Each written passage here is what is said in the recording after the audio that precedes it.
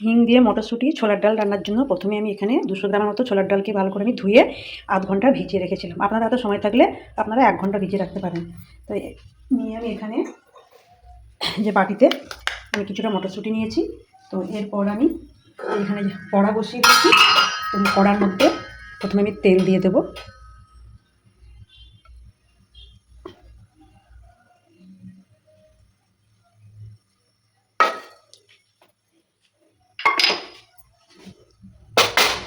তেলটা আমার গরম হয়ে গেলে এর মধ্যে আমি 1 চামচ হিং দিয়ে দেবো, হিঙের ফোড়ন দিয়ে এরপরে আমি এর মধ্যে একটু পেঁয়াজ কুচি দিয়ে দেবো। পেঁয়াজ কুচি দিয়ে নাড়াচাড়া করে পেঁয়াজটা আমার এরকম হাফ ভাজা হয়ে গেলে এর মধ্যে আমি সব বেসিক মশলা দিয়ে দেবো, যেমন নুন, হলুদ, জিরে গুঁড়ো, ধনে গুঁড়ো, একটু কাশ্মীরি লঙ্কার গুঁড়ো দিলাম। দিয়ে এর মধ্যে আমি 1 চামচ আদা রসুনের পেস্ট দেবো। দিয়ে এটাকে আমি ভালো করে আমি নাড়াচাড়া করবো। একটু সামান্য আমি পানি দিয়ে দেবো। দিয়ে আমি একটু নাড়তে থাকবো যতক্ষণ না মশলাটা ভাজা ভাজা হয়ে এ থেকে তেল ছাড়ে। দেখুন এই যে আমার মশলা থেকে তেল ছেড়ে দিতে সুন্দর। তো এর মধ্যে আমি এই মটরশুঁটিগুলো দিয়ে দেবো। দিয়ে নাড়াচাড়া করবো।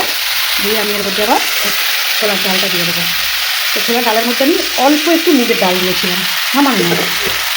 দিয়ে এটাকে আমি ভালো করে এবার কষাবো।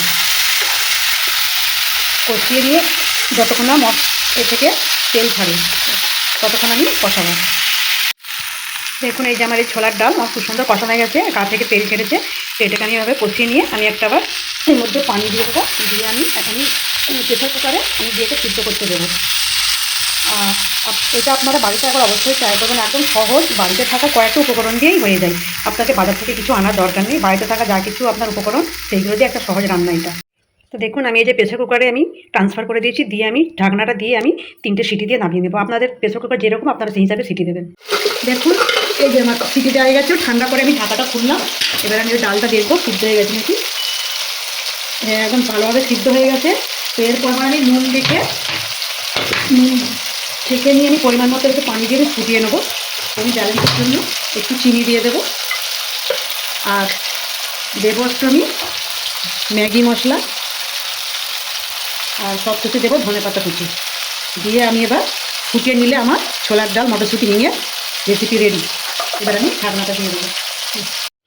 দেখুন আমার ছোলার ডাল একদম রেডি। সব ঘরোয়া উপকরণ দিয়ে কম খরচে অল্প সময়ের মধ্যে ঝটপট আপনারাও বানিয়ে ফেলুন এরকম হিং শুঁটি দিয়ে ছোলার ডালের রেসিপি। তো আমার এই ভিডিওটা কেমন লাগলো আপনাদেরকে দেখে অবশ্যই কমেন্টে জানাবেন। আবার পরের ভিডিওয় কথা হবে। টাটা।